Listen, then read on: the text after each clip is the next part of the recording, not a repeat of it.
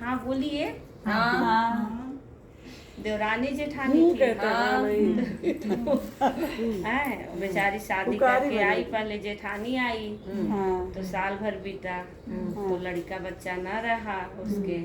तो सासू माँ कहे दुल्हनिया हमें तो अब लड़का मतलब नाती पोता खिलावे का सबके देखते हैं तो हमारा भी मन करता है। तो कहें कि ठीक है अम्मा, जब मैया के देवे के हो, जब मैया दी तो कि मैया का दी, मैया पप्पा का दी। वो तो हाँ, वो ऐसे सास ऐंठ के बोलने लगी कि मैया पप्पा का दी, लड़का बच्चा मैया पप्पा देते हैं। वो सास नास्तिक थी।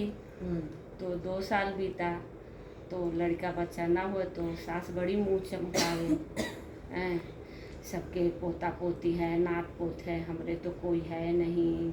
मैं किसके दुआरे जाती हूँ तो सब कहते कि अरे जाओ के घर में तो पोता पोती नहीं है, कुछ नहीं है। तो हमें बड़ा सुनना पड़ता है। तो गुस्से के मारे छोटे बेटे की भी शादी कर दी। उसको भी साल 6 महीना हुआ, लड़का बच्चा उसको भी नहीं हुआ। तब वो भी ताना मारने लगी छोटी वाली को भी कि अरे दोनों बैली मेरे घर में निठल्ली आ गई है, न लड़का देती पोता पोती कुछ हमको खिलाने के कोई देती नहीं है। और बेचारी छोटी सुने, वो अपने जेठानी से कहे दीदी सासू माँ ऐसे ऐसे बोला करती है। तो कि तुम तो बच्ची अभी साल भर से सुन रही हो, हम तो 3 साल से सुन रहे हैं।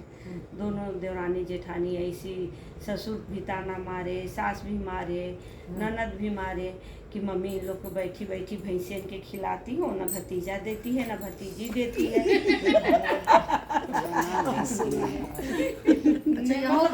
यहाँ कहें कि भैंसियन का तो उसकी ननद भी ताना मारने लगी।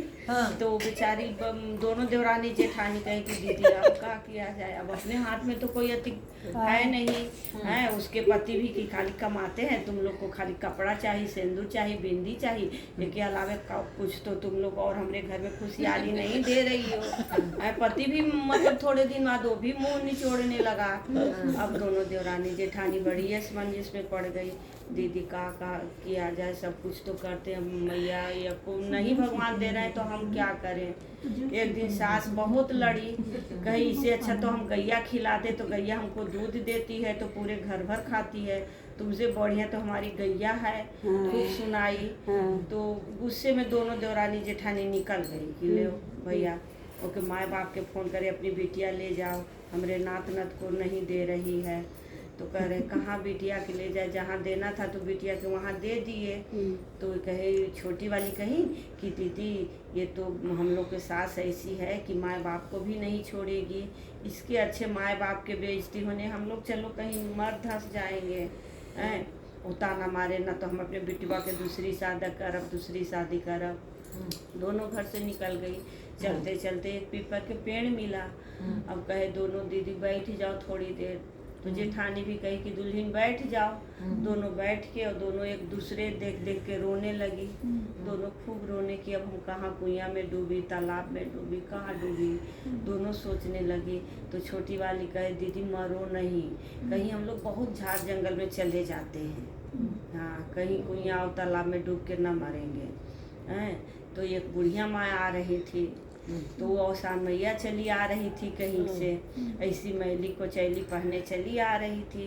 फिर इन लोग दोनों देवरानी जेठानी रो रही थी। तो पूछी बिटिया काहे रो रही हो, पूछी तो करे अम्मा जाओ और दुख ना दो, काहे रो रही है, दुख है तब रो रही हूँ। तो बताओ तो का दुख है। तो कि तुम का हमका सुख दे दी हो, ऐसे वो गाँव के भाषा में बोली।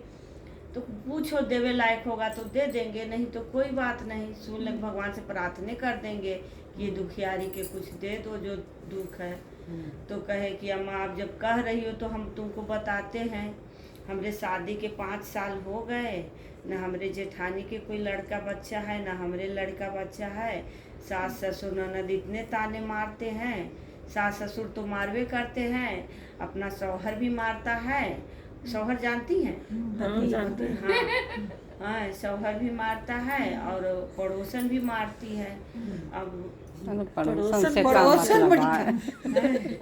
ननद भी मारती है। ननद हाँ सास ससुर ननद तो मरवे करती है। तो इतना रोज रोज के किच किच हम सोचे कहीं तालाब कुआं में डूब मरे, का करे। कहे काहे डूबी हो।